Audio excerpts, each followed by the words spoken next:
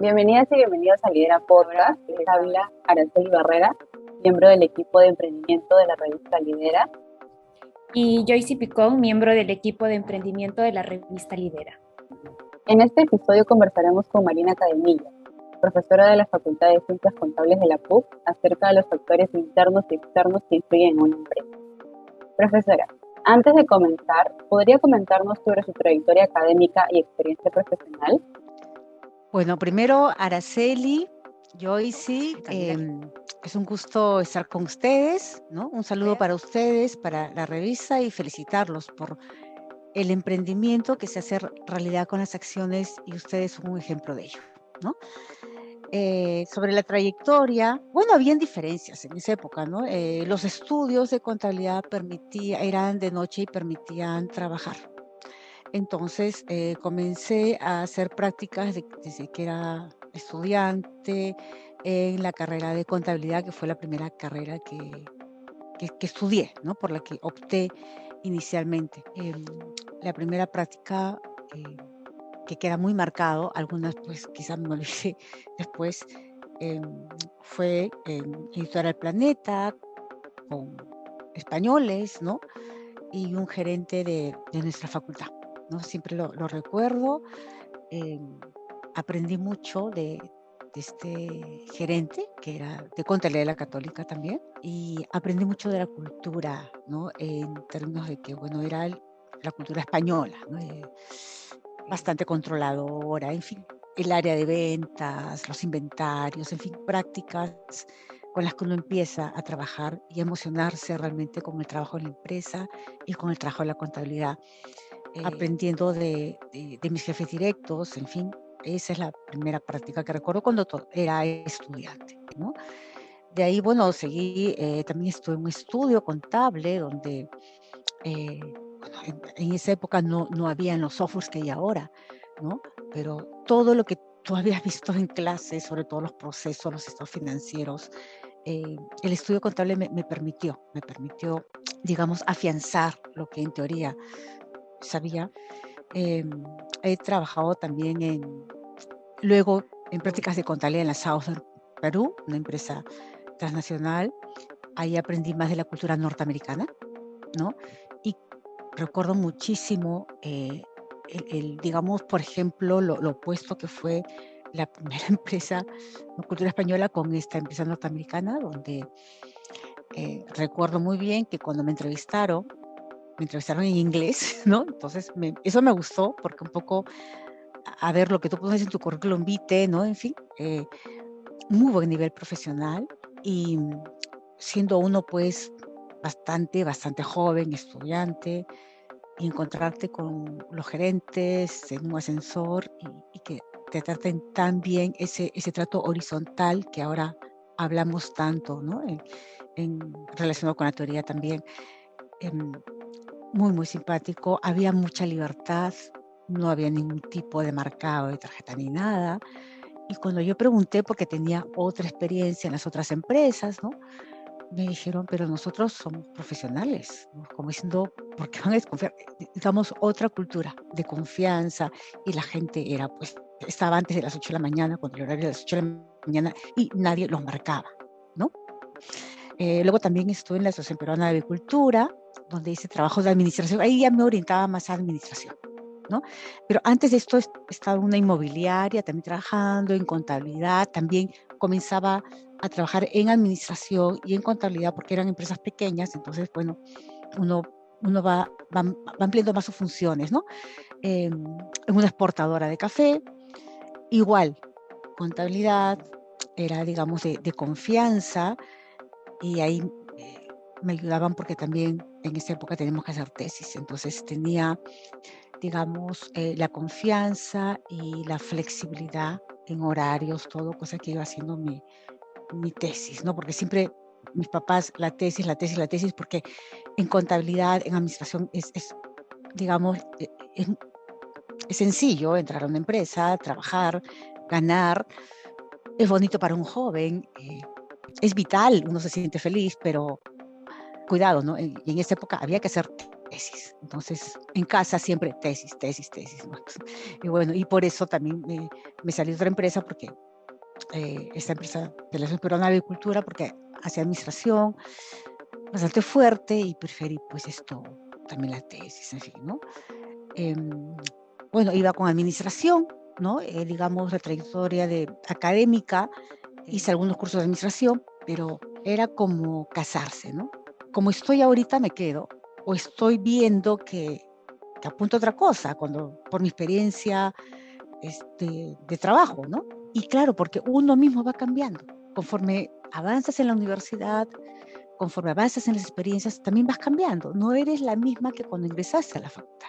Y entonces ya comencé administración y bueno, me titulé en administración, ¿no? Me titulé en administración, saqué mi grado de administración. Bueno, el grado es como, soy egresada de las dos profesiones, el grado fue ciencias administrativas, ¿no? Ya la tesis en sí, para el grado, el título en sí fue de administración, ¿no? Porque fui vinculándome más con administración, me gusta demasiado. Y mi tesis de licenciatura fue respecto a análisis de cargos y evaluación del desempeño. Yo ya me orientaba a lo que es las personas en la empresa, ¿no? Filosofaba mucho, decía, ¿para qué sirve lo que yo voy a hacer?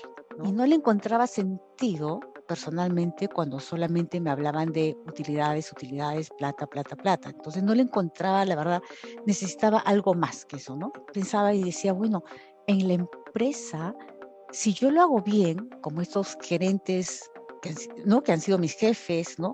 Mira la diferencia, doy calidad de vida a estas personas. Son 8 horas mínimo que está en la empresa, en verdad son más, ¿no? Así que puedo hacer muchísimo, ¿no? Mediante el trabajo que uno hace. Entonces, comencé a orientarme por esa área y mi tesis fue en esa área, en esa época recursos humanos. Ahí comencé a ser jefe de prácticas, ¿no? Todo se junta, ¿no? Se junta la profesión, se junta la empresa, todo va de la mano, ¿no? Empecé a ser jefe de prácticas y como quien quiere, cuando la primera vez fue muy emotivo para mí que me propusieron enseñar un curso. Pero lo primero que pregunté al profesor que me dijo, Marina, ¿puedes enseñar tal curso? Yo le dije, pero profesor, voy a reemplazar a tal profesor. ¿Qué pasa con ese profesor, no? Digamos, para no serruchar, entre comillas. No, el profesor se va de viaje, necesitamos... Perfecto. Fue mi primer ciclo fantástico, excelente. Fue de recursos humanos. Y bueno, pero ahí viene un cambio familiar, ¿no? Fallece mi padre. Entonces, ahí viene mi orientación internacional que tenía, todo eso. Aparte de la situación del país, cuando hubo terrorismo, también todo eso, yo dije, no, yo me quedo en mi país, ¿no? Y también esta parte familiar, mis hermanos afuera, por profesión, que sé, mi mamá sola. No, ya comencé a mirar, yo me quedo en mi país, ¿no? Ya cambié, un giro fuerte, pero no me sentí mal, me sentí feliz, o sea. Y entonces me titulé en educación, me propuse, el doctor Luis Gómez Martins fue decano en esa época en que me propuso ser prosecretaria académica, ¿no? Y yo trabajaba en esa época en el Instituto Peruano de Agricultura, yo ganaba más como administradora afuera, pero mi papá acaba de fallecer, mi papá fue educador. Entonces acepté pensando en él, ¿no? Dije, yo quiero hacer algo por la educación, me encanta la educación. Y dije, me quedo un año. Bueno, me quedé 2 años, 2 meses como secretaria académica, pero estar en la universidad, trabajar en la universidad, estar en mi casa. O sea, me encontraba con mis ex profesores y nos íbamos a cafetería. Era distinto a trabajar en una empresa, ¿no? Y yo iba a decir amo la universidad. Entonces, bueno, era muy bonito trabajar, pero sí, definitivamente me aburro con lo operativo, ¿no? Entonces era un poco operativo, no, ya cumplí, qué sé yo, y me propusieron pasar a ser profesora, tiempo completo. No lo dudé y siempre tuve para qué el apoyo del doctor Gómez Martins. Lo recuerdo muchísimo. Él me vio como un padre además, ¿no? En el sitio que yo justo acababa de perder mi padre, un ambiente muy bonito. También conocí al padre Marsal. Ellos fueron como mis mentores en la universidad, como mis inspiraciones, ¿no? y bueno, otras personas más, el doctor Beach, que también trabajaba en esa época en la universidad. Entonces pasé a ser profesora y la maestría. Entonces, si a mi maestría no le iba a hacer afuera, le iba a hacer acá en el Perú, ¿no? Y yo dije, en la Católica, pero la Católica todavía no había maestría de administración, recién comenzaba. La cosa es que dije, bueno, la hago en otra, lo hice en la Pacífico, ¿no? También quiero salir, ¿no? Salir de lo conocido, salir de mi confort, de mi zona de confort, ¿no? Y me fui, ¿no? Y eso es bueno, eh, pero mientras hacía la maestría, el estudio va de la mano con la práctica profesional, porque comenzaba a hacer trabajos. Y comenzar a hacer trabajos, yo no iba a hacer mis trabajos en la Católica, ¿no? Iba a hacer trabajos de otras empresas y compañeros. Entonces pensamos a hacer trabajos, pero a la vez estos trabajos como consultoría para empresas, ¿no? O sea, que sea algo práctico para una empresa, para otra empresa. Y bueno, tuve una tesis también que me encantó, que fue un plan de reestructuración, similar a un planeamiento estratégico para una empresa. Y luego, cuando tú aprendes eso, que es muy complejo, te sirve, y también he hecho dos consultorías sobre plan estratégico, ¿no? Pero antes de eso, he hecho también trabajos, ¿no? Sobre planes de negocio. Y bueno, y eso tiene que ver con emprendimiento, y he viajado, y ahí es donde se relaciona un poquito con el interés que ustedes tienen de ver esto de las limitaciones que hay, todo eso. Viaje a provincias, vi planes de negocio de la maca, por ejemplo.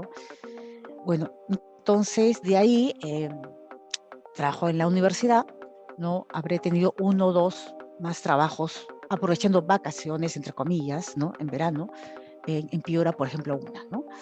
Y, y bueno, y la docencia, y ahorita pues estoy estudiando también.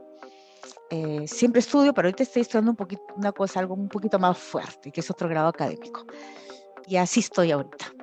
Bueno, me titulé de educación, saqué la maestría en administración. Bueno, y ahorita estoy estudiando por un doctorado, ¿no?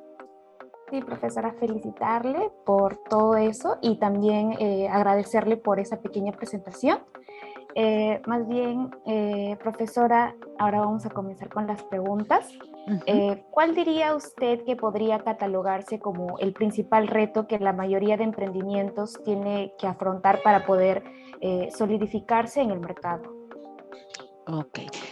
Los principales retos, bueno, ustedes nos conocemos, ustedes saben cómo se relaciona todo, pero vamos a tratar de jerarquizar, ¿no? De jerarquizar el principal reto. Eh, Nosotros vemos las estadísticas, nosotros vemos la realidad y vemos que los emprendimientos pues nacen con mucha ilusión y rápidamente se esfuma esa ilusión.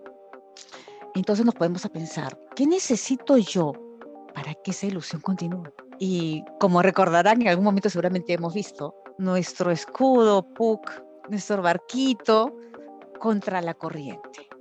Un emprendimiento va contra la corriente en el país. La formalidad, la informalidad, ¿no? Es decir, la corriente, la cultura, ¿no? Es decir, el corto plazo. Mi negocio ahorita está de moda, me acuerdo, por ejemplo, ahorita está de moda Grifo, ahorita está de moda la madería, ahorita está de moda este negocio. Entonces, creo que una barrera es esa percepción que tenemos, ¿no? De lo inmediato, el corto plazo, que va con nuestra cultura. Eso creo que es lo primero. Ahorita se me ocurre una palabra, la humildad. Esa palabra humildad para mí es clave, ¿no? Ser humilde para pensar que mi emprendimiento, a ver, puede ser que yo no sea el único que se me ocurre. Hay otros que también tienen la misma idea de ese emprendimiento. Humilde para pensar que hay otros que lo pueden hacer mejor que yo. No sé si mejor. Entonces, humilde para ver el escenario con realismo. La ilusión debe tener sus bases. No es una ilusión etérea. Es decir, estoy ilusionado con mi emprendimiento, tengo que pisar tierra. Entonces, creo que es muy, muy importante acá el conocimiento. Pero antes del conocimiento viene la humildad. Yo quiero conocer, porque soy humilde, reconozco que no lo sé todo. Conozco emprendedores, bastantes emprendedores, ¿no?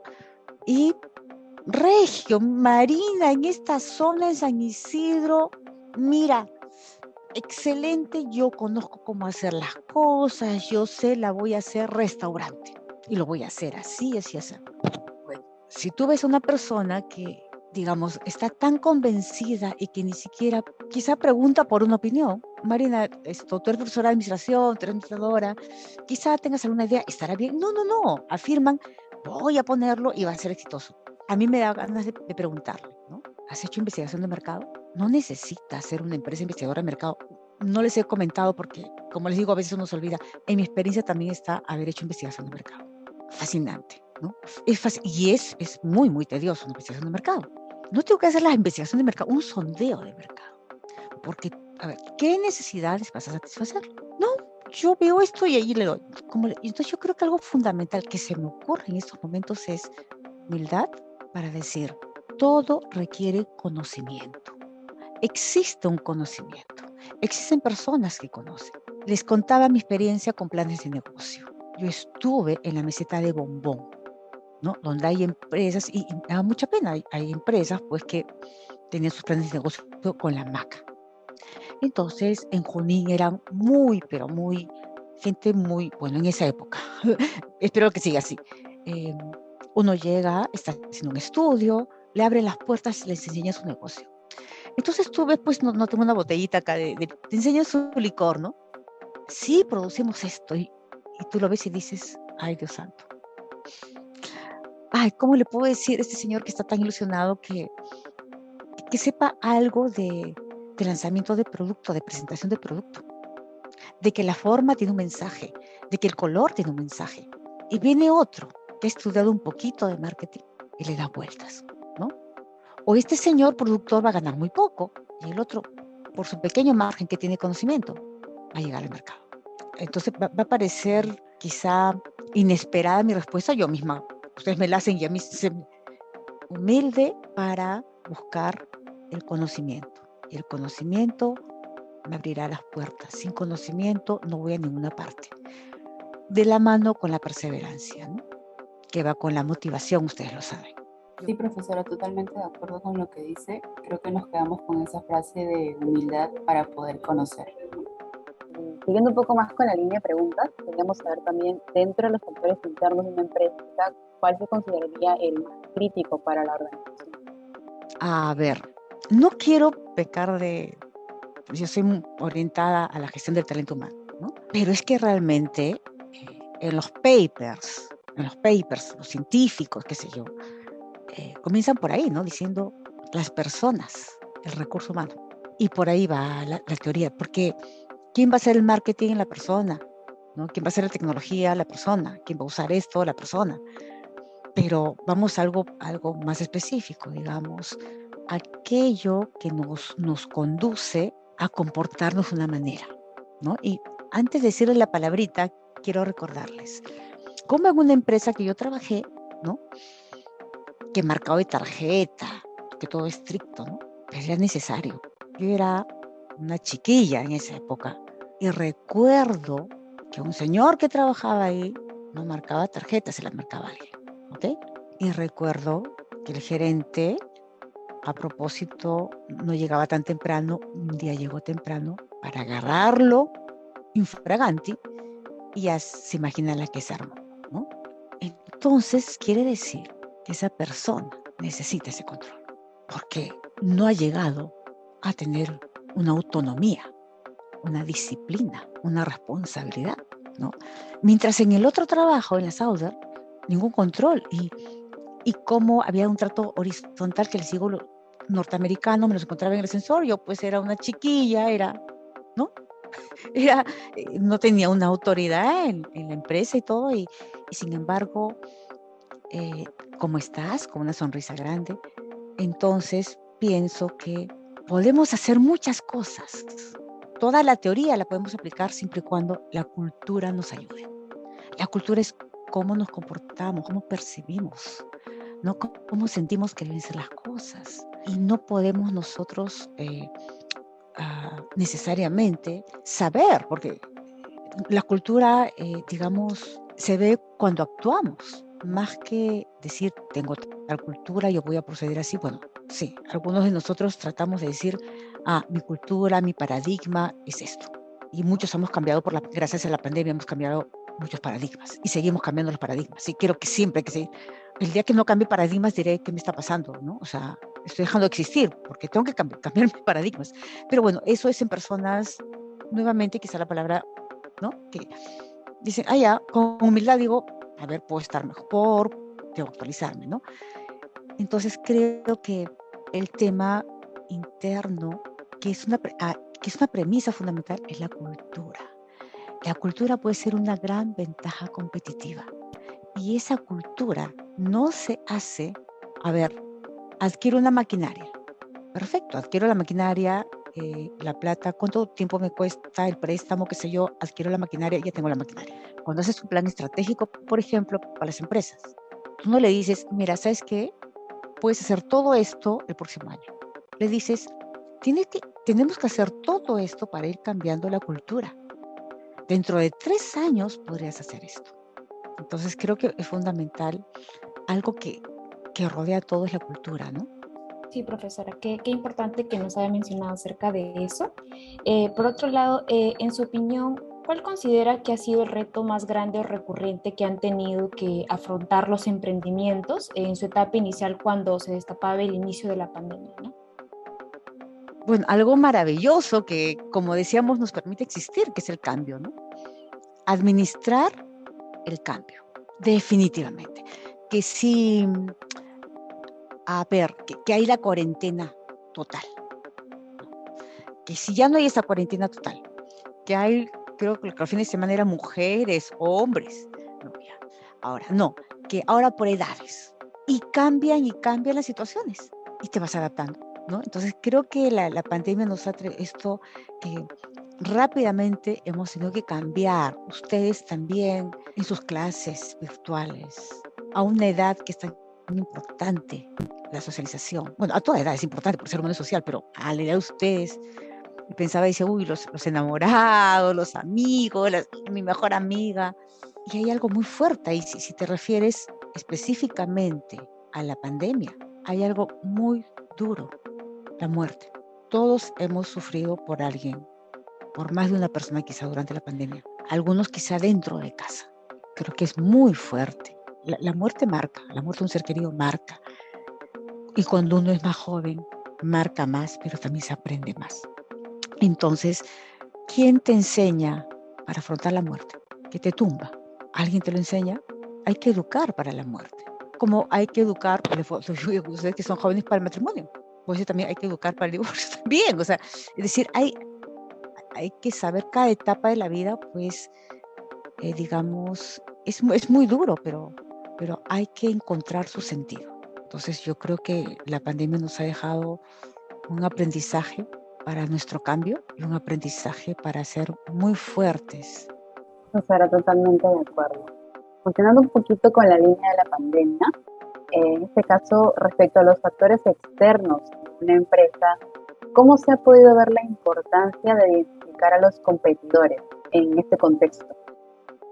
Bueno, a ver, identificar a los competidores es fundamental, si no, a ver, tú sales, digamos, siempre ponemos el fútbol, ¿no? Porque el fútbol, pues, nos gusta a todos, bueno, a casi todos, y ¿cómo salgo a la cancha si no conozco a mi rival? Que el primer deber de un entrenador es, ¿no?, un conocimiento profundo del rival y en base a eso armar mis estrategias, ¿no?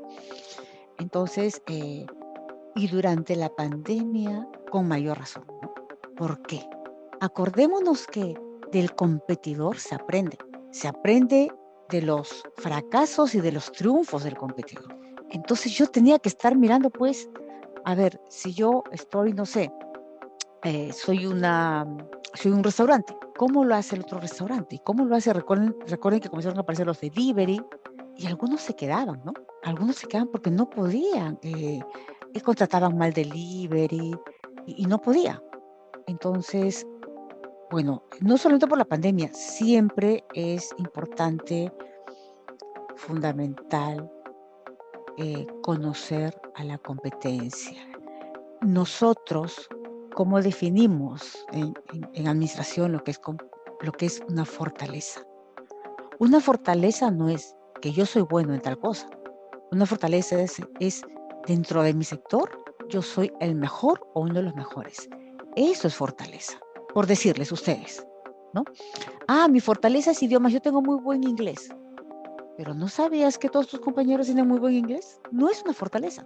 Tu fortaleza será un tercer idioma, un cuarto idioma, y que ese idioma pues se utilice en el medio ambiente al cual tú quieres llegar, sea francés, sea italiano, sea portugués, pero que sirva para tus propósitos, ¿no? No sé si por ahí vamos. En la pandemia, conocer al competidor es como el benchmarking, ¿no? Aprovechar de la estrategia del competidor para definitivamente no morir en el intento de seguir teniendo mi empresa en la pandemia, ¿no? Ahora, con competencia hay algo que ha surgido, que es la competición, más que la competición, ¿no? Y darse de la mano y hacer sinergias. Digamos, acuérdense que hay distintas estrategias y no solamente es mi competidor. No, también se pueden crear vínculos, ¿no? Y juntos ser más fuertes, ¿no? Hay distintas estrategias que se explican y ahí viene un poco la competición también. Y en competencia hay una palabra que es competence, ¿no? Competence, ¿sí? No es competencia de estar en competencia con el otro, sino con uno mismo, sentirse competitivo uno mismo. Entonces también la empresa no debe mirar solamente al competidor, al otro, sino también ella misma, ¿no? Conocerse fundamentalmente, ¿no? Sí, profesora, importantísimo.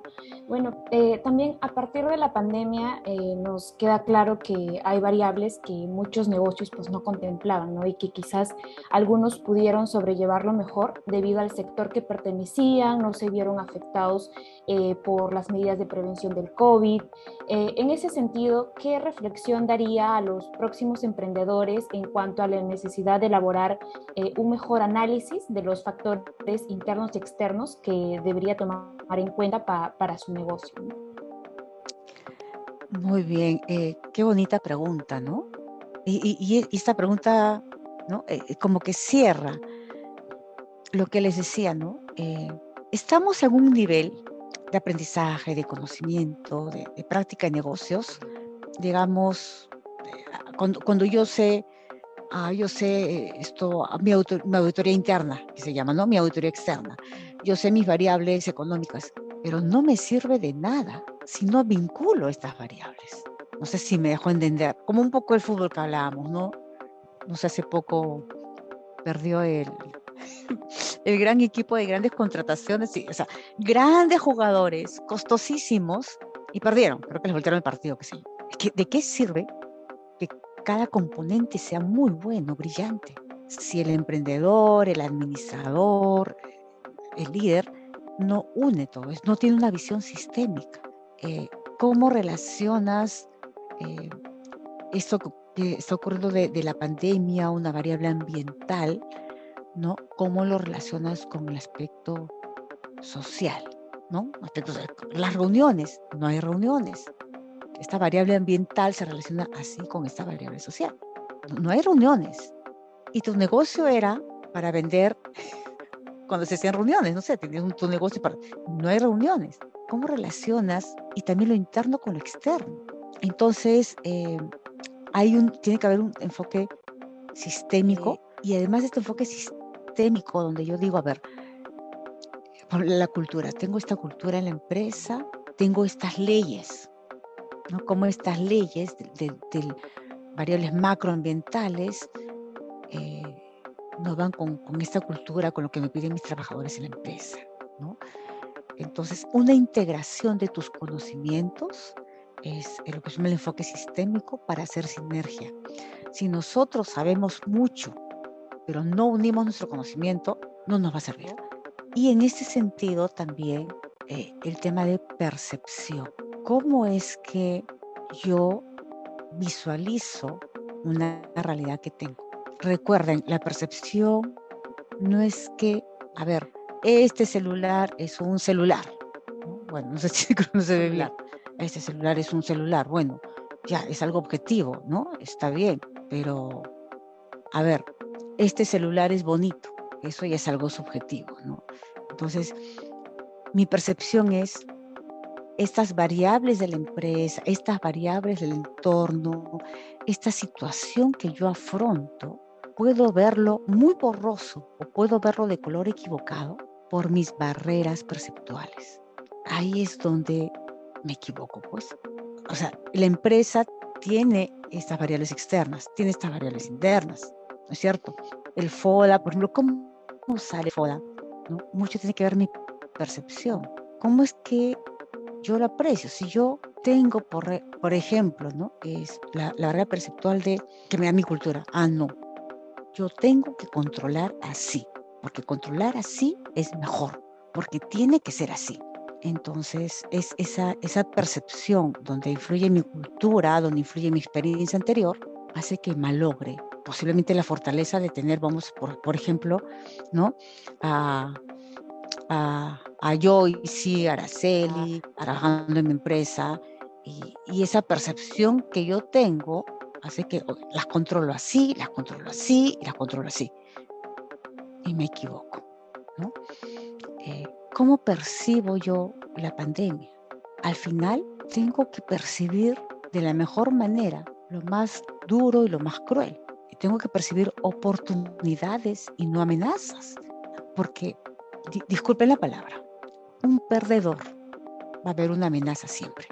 Y un triunfador no va a haber la amenaza, va a decir, esta es una oportunidad, voy a aprender esto, voy a entrar a un nuevo mercado, ¿no?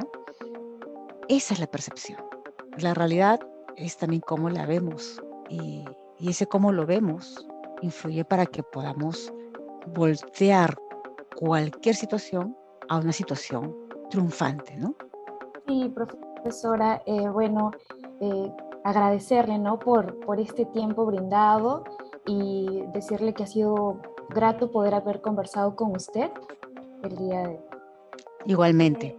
Este fue un episodio más de Lidera Podcast. Recuerde que también nos puede encontrar en Instagram, Facebook, LinkedIn, YouTube y Spotify